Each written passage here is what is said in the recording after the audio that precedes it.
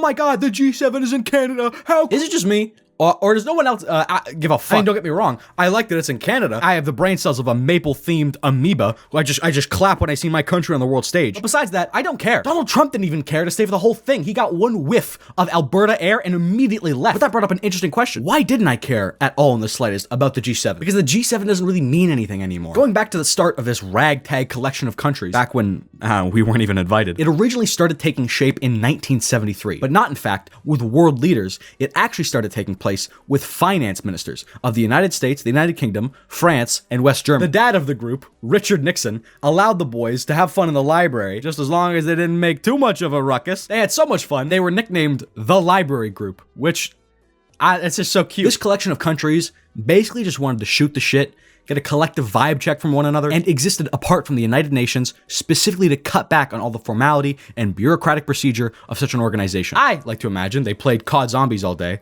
and just camped on Nocturne and Toten, but we have very little evidence to support this claim. They even got Japan in and became the Group of Five. Everyone was having an amazing swell time. But then, actually started hitting the fan. Mom was coming home and no one took dinner out of the freezer. The event was the 1973 oil crisis as a result of the Yom Kippur War. I'm not pronouncing that right. I'm sorry, Jewish people. Now, putting things in perspective, post-World War II, literally everything was smooth sailing. The economy was doing great pretty much across the entire world. Usually at the end of major wars, pandemics, or global crisis, the people see a ginormous jump in standard of living as the rich and powerful are forced to pay to clean up the mess with their own funds and are forced to meet the demands of workers due to the complete crater in the population. After World War II, every economy was forced to take things serious and clean up the house after the rager that was Country Ball Super Smash Bros. With the Atomic Bomb DLC, meaning internationally high corporate tax rates, trust busting, and elimination of corruption. But most importantly, the 1-2 punch of massive amounts of spending on social programs and infrastructure projects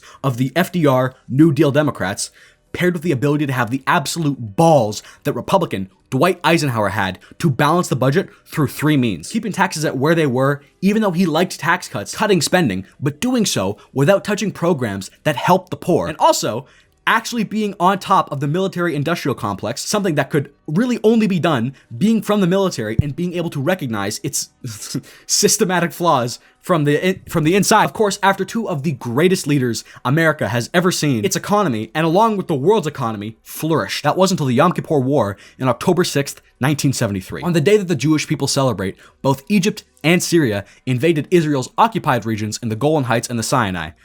To be fair, Israel had taken those places from those two countries. Although Israel was caught off guard, before the month ended, Israel was back on its feet and winning, almost encircling Egyptian forces and pushing back in Syria. Finally, in late October, a ceasefire was brokered. But still, the Unified Arab Front, three words that haven't been said in decades, was angry. OPEC, at this point, the Organization of Arab Petroleum Exporting Countries, that took so many times to try and say, stated they were implementing a complete and total embargo against countries that supported Israel at any point during the very short war. I mean this now, you have absolutely no idea what this did to the world economy. You wonder why we care about the Middle East. This alone caused the global average oil price to skyrocket 300%. And that was just the global average. The countries that were actually embargoed were Canada, Japan, the Netherlands, the United Kingdom, and the United States of America, and eventually Portugal, Rhodesia, and South Africa. This caused the 20 to 30 years of nothing but up and to the right economic growth to come to a grinding halt, being at the time the worst recession post-World War II. And mirroring the ending of Sandlot, somehow everyone just started disappearing. The French president died. The leaders of America, Japan, and West Germany, I believe, had to resign in disgrace. The United Kingdom had an election resulting in a slim minority government, which would eventually topple shortly after. Somehow, the entire group just died instantly. After the dust had settled, Gerald Ford was looking around at the group chat DM history, at the absolute carnage of what had just happened, and thought about getting the gang back together, but with a twist. This time, they would have the hangout at everyone's house because the Americans got tired of hosting. I can't blame them. And they got very tired of the food. So they brought in one guy they could count on to have some decent food, and that was Italy. They all met up in 1975 at the Château d'Er in France and produced a 15-point document that guided their countries moving forward. Shortly after that, though, the most surprising thing ever happened. The United Kingdom continued its 150-year-long tradition of shooting itself in the foot and pissing away its position as an important country globally. Something I hear is very in style nowadays. The President of the United States and the Chancellor of Germany thought they needed an experienced political leader to help out with all the fresh faces and someone who was English. So they invited a French Canadian. Boom! That's how the G7 was formed. And finally, after knowing all of this and spending what is probably half this video doing that, I'm surprised you're still here, by the way. I think I know why I don't care about the G7. Why should I? When one country, led by a fresh face, absolutely insists on killing itself in front of literally everyone, it does kind of throw the whole vibe off. Can you imagine how awkward it is to try and hang out with 5 of your friends and then one guy who thinks you shouldn't even exist? The whole point of the G7 was to give like-minded countries a place to chat and communicate. It wasn't as important as the UN, but it wasn't supposed to be. It existed to cut through what international organizations thought and let the best of the best get together and get everyone on the same page. But now, the only thing keeping the G7 from becoming the G6 again, and Canada becoming the 51st state, is that international organization and international law. We used to be on the same page. In fact, where did that page even go? Found it. Here it is. Found it. Here. This is the Declaration of I'm not saying that. This is the Declaration of Ramble Louis, famously known for the movie about it. This is the original G6 page that everybody was actually on. Now, I'm gonna be honest. It is actually a really cool document. It's like 2 pages long. I went through every single one of the 15 points on this and found that the modern day G7 would only be able to agree on maybe 3 of them. The most interesting thing about it, though, is point number 10, saying how we'll allot to an orderly and fruitful increase in our economic relations with socialist countries as an important element in progress in détente and in world economic growth. I don't have to inform you just how much we absolutely, positively hated communism and socialism back then.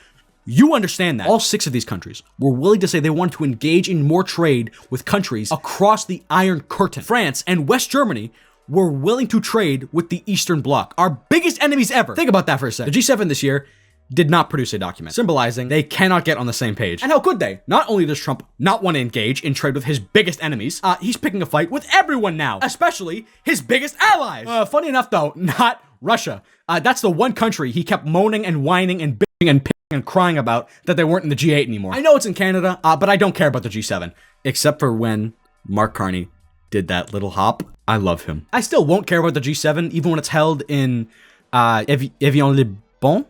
French, you gotta stop. I especially won't care when it's held in the United States, or the UK after that, or Germany after that. And I suspect that most people won't care. The United States population knows that it messed up with Donald Trump. I think that's pretty safe to say now. His approval rating is what, like 39%? And that every alliance it had and like relied on is completely cooked. But what I don't think the United States population has quite realized yet is the amount of work and how long it will take to build back its reputation. And it absolutely is the case that it might just not realize it until it's way too late. The dollar has been slowly falling in value ever since January, and US borrowing costs have been slowly going up ever since April 4th. The United States' reputation as a global safe market has been slowly dwindling. Most notably, it does not have a AAA credit rating from any credit rating agency at all. And a month ago, it was actually downgraded by Moody's. If you would have asked any person in 1986 where they thought the Soviet Union would be in 5 years, every single person's answer would have been boring and uneventful. But 60 years prior, Ernest Hemingway wrote the novel The Sun Also Rises.